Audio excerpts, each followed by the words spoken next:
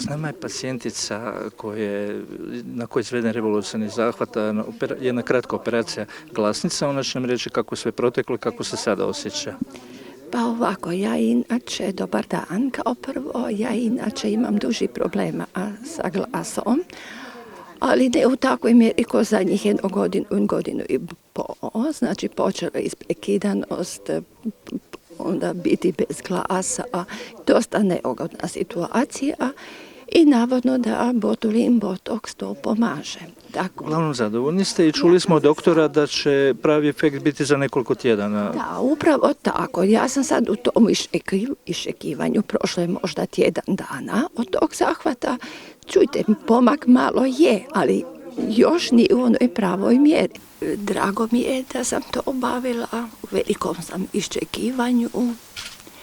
Inače, što se tiče grla, to je duži period, ali zadnje vrijeme je sve gore i gore. Ostajala sam bez glasa, jako me to muči, jako je nezgodno u vezi posla. Unatrag tjedan dana na našem Zavodu za audiologiju i fonijatriju napravljen je po prvi puta instaliran botulin toksin u glasnicu kod dviju pacijentica. Pacijentica je došla tek tjedan dana nakon zahvata, tako da se još posljedice operacije osjete u govoru, ali pravi glas će dobiti za cirka 3 tjedna.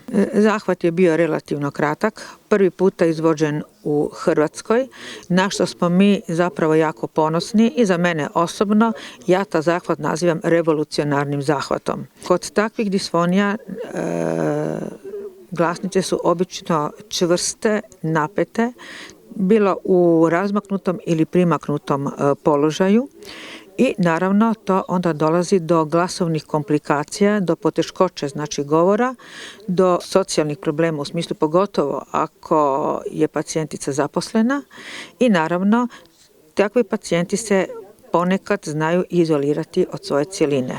Znači kod pacijentice smo kao i kod svih idućih ćemo zapravo krenuti sa najmanjom dozom da bismo titrirali i došli do doze koja je zapravo odgovarajuća.